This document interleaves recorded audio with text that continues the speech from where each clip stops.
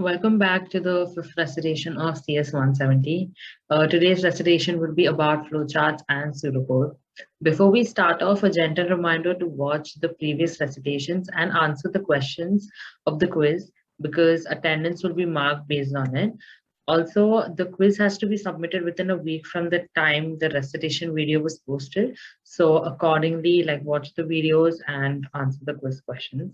Moreover, be sure to submit the assignments on time and mention the honor code every time you submit the assignment. Otherwise, without the honor code, your assignment won't be graded.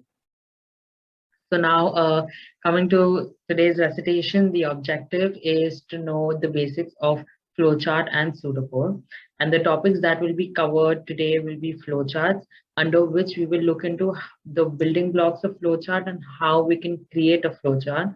Then we will move on to knowing about pseudocodes, and then finally look into flowcharts and pseudocode examples. So flowchart is a graphical representation of an algorithm.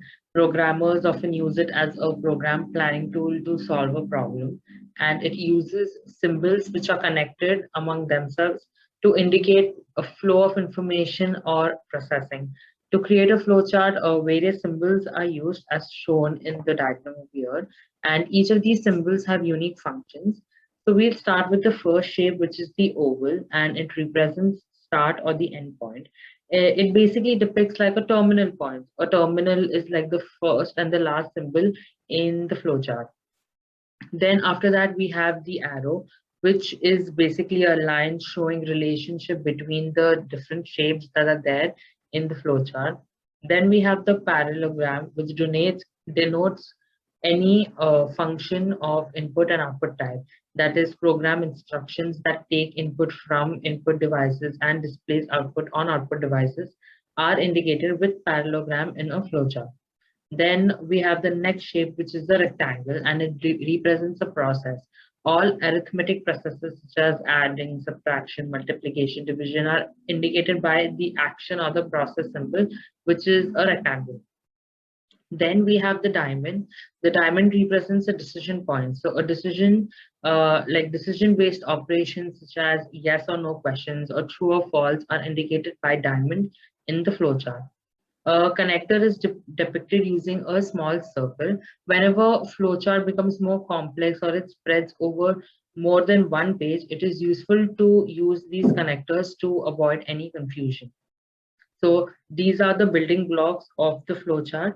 Uh, like just to revise, we have the oval symbol, then we have the arrow, the parallelogram, the rectangle, the diamond, and the small circle. Now let's create flowcharts. So we will start off by going to this website called diagrams.net.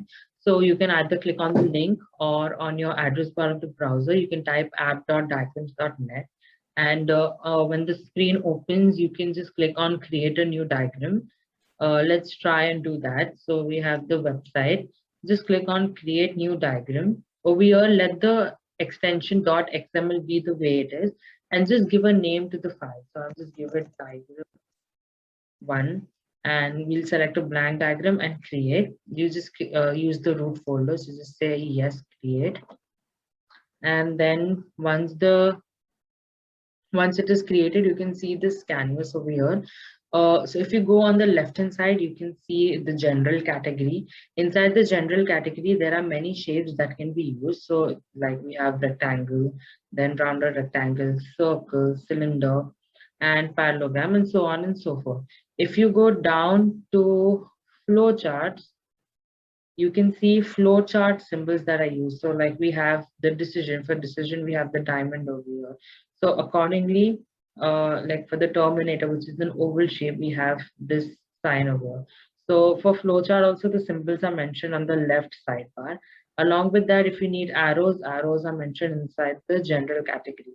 So whenever any of the shapes are to be used, suppose we need to use the rectangles, you just drag the shape and drop it here. If you have to use the decision diamond, you just drag it and drop it here. So this is how the shapes are dragged and dropped. The size of the shape can be increased or it can be decreased however we want. Then in case we have to write anything inside the shape, we can just double click on the shape and then write whatever is needed. So like here, you can again double click and write the content.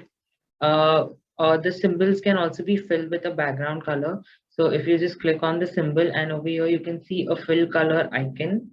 It's like a paint box. So if you click on it and then you can select whichever color you want to fill. I've just randomly selected a shade of blue and then it fills the color inside of it. So like this, the color filling can also be done. In fact, right now the outline is in black color. You can change the outline also if you go in, if you select on line color and if, let me just select pink and apply, and you can see that the line color has also changed. So like this, you can fill the color and also change the line color. Now, if you go to, so for now, all the changes are saved in the drive. In case they are not saved, then you can just go to File and click on Save. If you click on it, then it will save your diagram. And once you're done with creating your flowchart, you can always export the flowchart in any format that you want. For that, you can go to File and then click on export as, and then you can choose any of these. So if you want it in the form of images, you can choose PNG or JPEG. If you want a PDF, you can use a PDF. So it can be exported in any format that you need. And the last thing would be, in case you want to open an existing file of a flowchart, then you can open it from these various softwares, that is like Google Drive, OneDrive, GitHub, or you can open it from the recent also. And that's how you can, that's like all the functionalities, the main functionalities that are needed. And let's move on. So this is how the flowcharts are created. Moving on, we have pseudocode. So pseudocode is an algorithm that may be derived from a flowchart. The pseudocode will become a computer program by using the appropriate syntax of a programming language. So it is basically lines, or it's like lines of code, like telling you how like the algorithm is working. So I mean, like, let's look into examples, and like using these examples, we create a flowchart and write the pseudocode also. This way we'll understand how the things work. So the first example is, uh, it says that a company needs to calculate the taxes that it needs to pay for its last year earnings. The earnings are the difference between the revenues and the expenses. So the tax rate is 20% if the earnings are less than $500,000. Otherwise, the tax rate is 30%.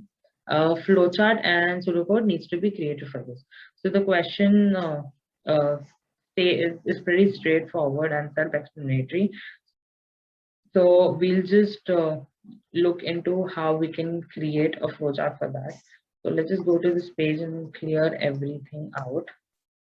Okay, we have cleared everything. I'll just change this to example 1. Yeah, I've cleared everything. And now let's try to make a flowchart. So the flowchart is going to look something like this. We will start creating it and see how it goes. So first we'll put a start symbol on top and place the word start inside. So for that we will need a circle. Okay, so we'll just take an oval shape, put it here, and yeah, you can change the color if you want. That'll be that. So we'll have the start symbol first. You can also change the font size. You can make it bold. You can change the font size from the right hand side bar. So I'm just gonna keep it in 14 and bold. Okay, so first in the flowchart we'll have a start symbol. Then the next thing that we have to do is we have to take the inputs. So over here the inputs in this example are revenues and expenses. So we are going to take the inputs. For inputs we'll need to use the parallelogram. So let's just do that. We'll take a parallelogram from here. We need one for revenue and we need one for expenses. So here we'll take revenue, and here we have expenses.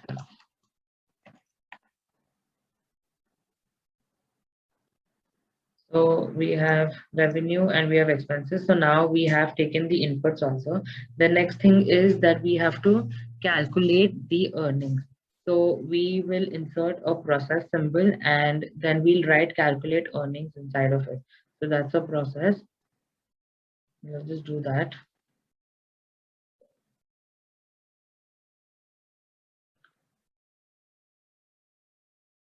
Let's write calculate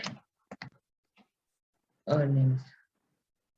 So it's a process and therefore it is depicted with a rectangle. Now, after this is done, the next thing after the earnings are calculated, a decision has to be made. That is, if we have to see if the earning is less than $500,000, and then accordingly, if it is less than $500,000, then whatever the problem statement says, we have to do that. Otherwise, we have to. So we have like an yes and no option over here. So we will just write. We will take a decision, like we make a diamond now and write it down. Let's make a diamond and write that down. I'm just going to increase the size of this. Yep. So we'll write earnings then $500,000. Okay, that's the question. So now here we have like two choices. Either it could be less than $500,000 or it could be more than $500,000. So if if it is less than $500,000, then the taxes is going to be earnings into 20%, and otherwise it's going to be earnings into 30%. So accordingly, let's make two branches now. We'll make two. So let's just add the arrows also along with it. So we have the directional. We could just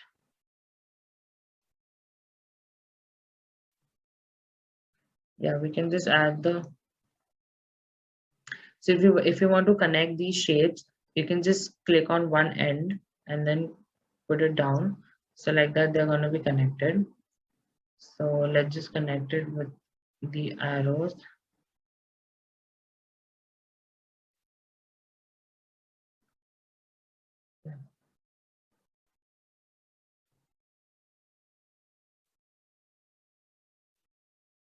And we're done. So now the arrows are connected. Now from this decision, two arrows will go.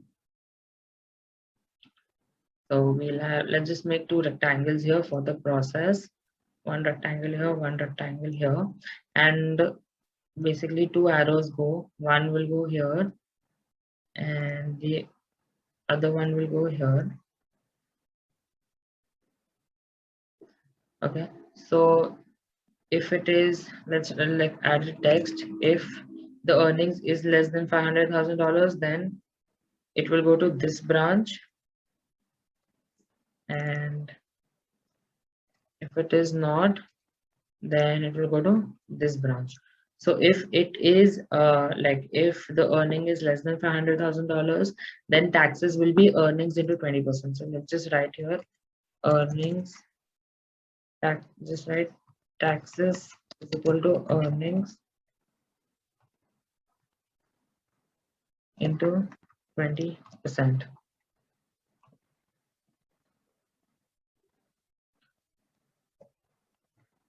And here it's going to be earnings into 30%. So now we have made the two branches. Now we'll need an output, and the output will be like the taxes, and we'll just have to display the taxes. So now we'll use a small connector over here and just connect it. This will give us an output. So we need like a parallelogram because parallelogram is used for outputs. And here we can write display taxes. So that will be our output, and join it with the arrow. With this, we have the output, and then last thing to do is to stop it. So we'll just, and we can write stop here, and then join it with an arrow. So like with this, we have made the flowchart for the example one, and let's just go through it. So we start, then we take two inputs, that is revenue and expenses, and because we're taking inputs, it's represented with a parallelogram. Then we have to calculate the earnings, and since it's a process that we're doing, it is in represented using a rectangle. After the earnings are calculated, decision has to be made as to if the earnings are less than $500,000. If it is less than $500,000, it goes to the first branch where it calculates the taxes as earnings into 20%. And if the earnings are not less than $500,000, then it calculates the taxes as earnings into 30%. And now the small connector is used because the last two processes that are there, they combine into like one output. So like you get from these two processes, it displays an output, and since it's an output, it is depicted using a parallelogram. After the taxes are displayed, the algorithm stops. So this is how the flowchart is for the problem. So you can see over here, the same thing is done. You have the start, revenue, expenses, and so on and so forth. The Now we have the pseudocode. So the pseudocode is written as follows. The pseudocode will be written taking into reference how the flowchart is made. So it starts with taking in the inputs, namely the revenue and the expenses, and therefore we say read revenue and read expenses. After we have the inputs, we are computing the earnings, and the earnings are computed as revenue minus the expenses. Once we have the earnings, we can compare it with $500,000 and see that if it is less than $500,000, then the taxes can be computed as earnings into 20%. Else, it is computed as earnings into 30%. And because we started the if statement, you write end if to like end the if else, and once we have the value of the taxes, you just display the taxes and you stop the algorithm. So this is how we write the pseudocode, and we come to an end to the first example. Now let's try doing the second example. So the example here deals with ordering food. The problem which is there is already defined as steps. It's shown in the form of steps. The process of billing starts and the input is taken. The input is the food order like burgers and pizzas. Then the cost is calculated in such a way that each burger costs $5 and each pizza costs $8. Now, after the cost is calculated, the decision is processed. If the total cost is like if the total cost is more than $10, then a free coupon is given. And finally, the total cost is displayed and the process ends. So this is how the flowchart is. Now we'll try creating a new flowchart. So we go to File, we can click on New and just give a new name. I'll just name it Example 2. Just a second there. Yep. Example 2 and create it. So now again, we start the algorithm. We have the start. So we write start. Then after starting the algorithm, we have to take the input. So we need to know how many burgers are ordered and how many pizzas are ordered. So we have two inputs. The first is burgers and the second is pizzas. Now, after we have the inputs, we can do the computation. So the computation will be to calculate the total cost. So the total cost is equal to the number of burgers into the cost of each burger, which is $5, and the number of pizzas into the cost of pizzas, which is $8. Now, once we have computed it, now it's time to make the decision. So remember to put the arrows. Let's just put the arrows too. And okay, so now we have to make the decision. So we'll take the diamond. The decision is to see if the total cost is greater than $10. And now we have two choices. Either it could be yes or it could be no. So we have two choices. Let's make two rectangles for that. Okay, so one goes here and the other goes here. Okay, so either the total cost could be greater than $10 or no. So in case if the total cost is greater than $10, then according to the question, we have to provide free coupon.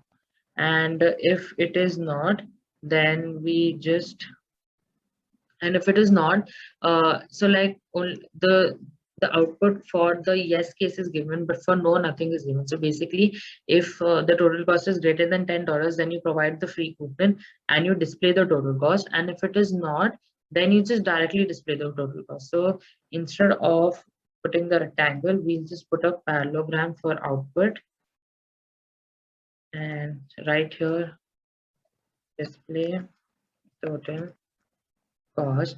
And we know that even if you get a free coupon, after that you have to display the total cost. Okay, after displaying the total cost, the algorithm stops. So we write stop and we join it. So this is our pseudocode for the question.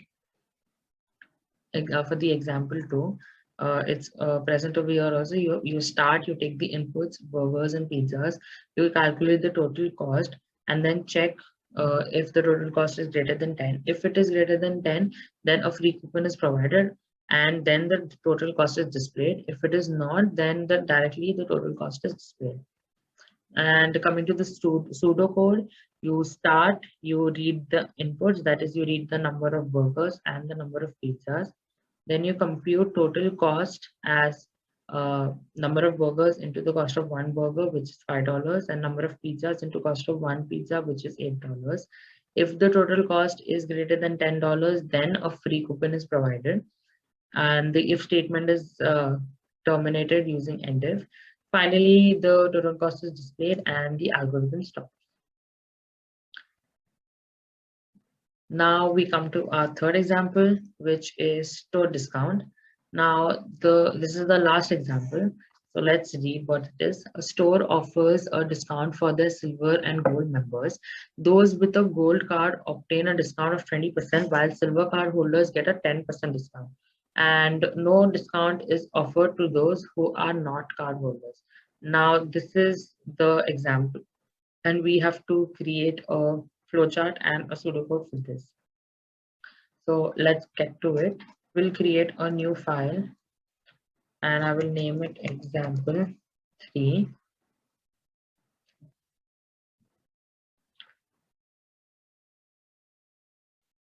Now we will start our algorithm. So we write start, then after start we have to take the inputs. So here the input is going to be, first we need to know what is the card holder category. After we know the card holder category, just a second. Yeah, we know the card holder category, The next input that we need is the membership type. Let membership type. Now we have taken the inputs that we need. The next thing is we have to know that if he's a card holder or not. If he is a card holder, then we have to check if he is a gold member or not. So let's do that. Let's make a decision tree and write card holder. So if the person is a card holder, and put the arrows too, if the person is a card holder, then we have to check if the person is a gold member or not. So if the person is a card holder,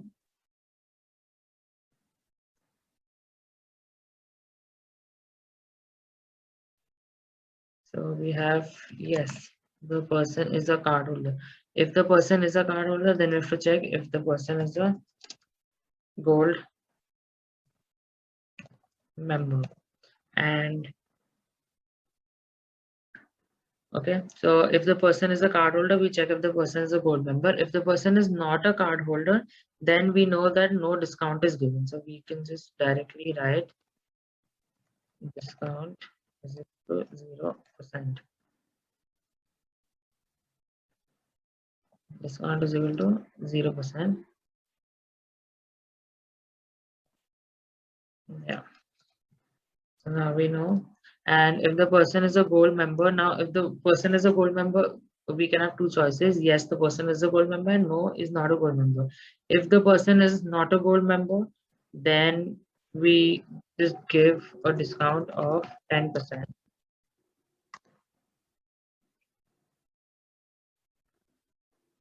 We can just write no, discount of 10%. And if the person is a gold member, then the person gets a discount of 20%. So we can just write here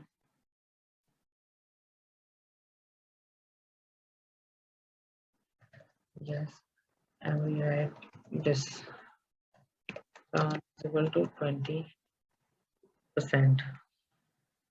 Now once now all the decisions have been made, now we just have to display the output. So let's use the connector to this. Yep, done this, and we'll use another small connector to join the output of this and this. This will just display the discount, discount.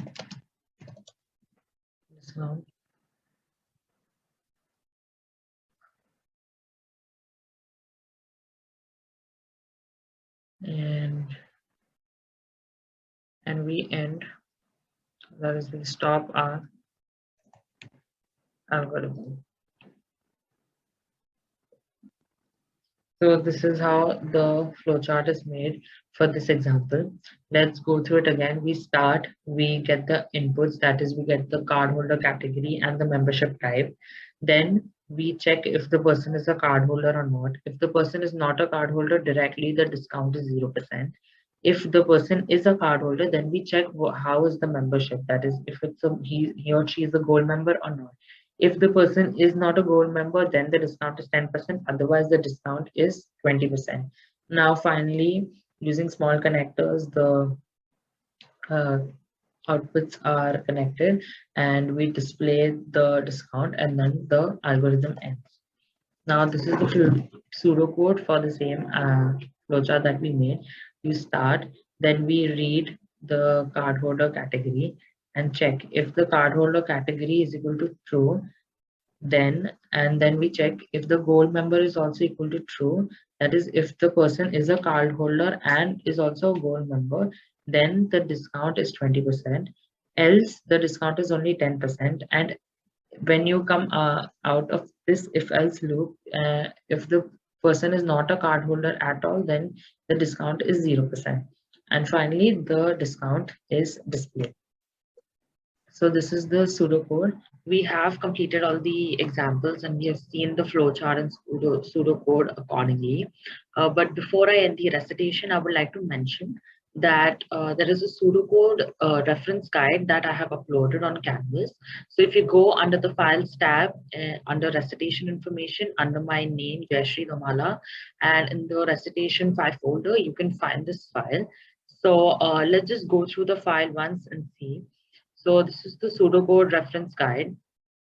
And here basically we have, so let's start with the first one, which is the input category. So in the input category, you can have one instruction, which is read. And the syntax is written as read variable, as in you write the keyword read and then followed by the variable name, the variable that you want to read. So for example, we can say read num1. Then when we move on to the next category, it is the output category, and you can have one instruction, which is display. And the syntax is again written as display variable. So the example would be display num1. Then we move on to the initialization category. Here, one instruction that we could have is set. So you set a variable to a value. That's how the syntax is written. So for example, it's given here, set total to 0. Then we have the next category, which is computation, in which we have the instruction compute. So you will write this as compute variable as followed by the arithmetic expression. It could be addition, subtraction, multiplication, division. So for example, we can say compute sum as num1 plus num2. Then we have the next category, which is increment or decrement, which will basically have two instructions, that is add and subtract. So you add value to the variable or you subtract value from the variable. That's how you write the syntax. For example, we can say add 1 to num1 or subtract 1 from num1. Then the next category is branching and decisions. So here we have two types of instructions. One is the if, then, or you have the if, then, else. So when we talk about the if, then, the syntax is if Boolean condition, then instruction, if true, and if. So if we see the example, it is if x is less than 5, then display small number and if. And if we talk about if, then, and else, so if Boolean condition, then instruction if true, else instruction if false, and end if. So the example that is given is if the temperature is greater than 90, then display hot, else display not so hot, and then you end if. Then the last category we have is operators, and the instructions can be plus, minus, multiplication, division, or even and or not. Also the equality comparators. So let's look at some examples over here. The first one is add two numbers. So when you want to add two numbers, you will first read both the numbers and then you will compute the sum. So that's why it's written read num1, then read num2, and then you write compute sum as num1 plus num2. And once you have the sum, you have to output the sum. So you say display sum. So that was pretty easy.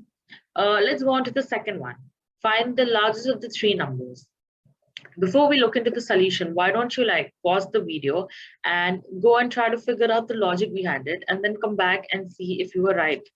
So that'll be a good way to understand if you have understood the concept or not. So let's see how this goes. You have to find the largest of three numbers. So we have to first find those, read those three numbers. After we read the three numbers, we have to do the comparisons and accordingly display the output. So here we have read num1, read num2, read num3. Then we do the comparison. If num1 is greater than equal to num2 and num1 is greater than equal to num3, then display num1. Else, if num2 is greater than num1 and num2 is greater than num3, then display num2.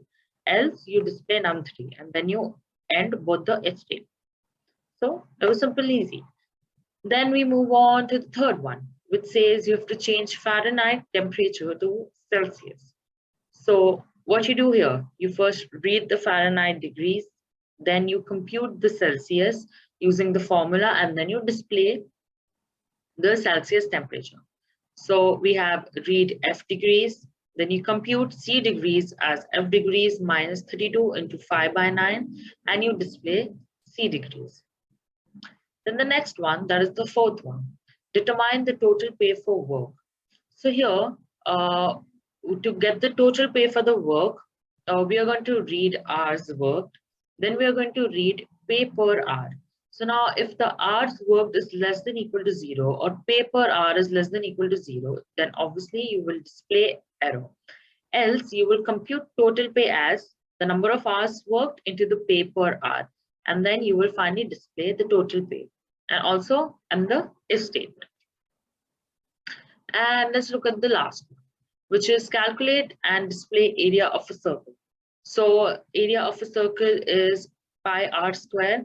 So think about it. What would it be? It's easy. We just have to read the radius, calculate the area as pi r square, and then display the area. So let's see. You first read the radius. If radius is less than 0, then you display an error. Else you calculate area as radius into 3.14. And then you display the area and end the if statement. So this is how you write the pseudocode. This is a very good reference guide when you're writing pseudocode, because everything that you need is present over here. So you can always refer back to it while doing your assignment also, or even while studying for your exam. So I think with this, we come to an end to the recitation now. And to see how much you have gauged from this entire lecture, there's a Google form over here. So make sure that you fill the Google form, because this is how you will also be marked for attendance. And thank you, and I will meet you in the next recitation.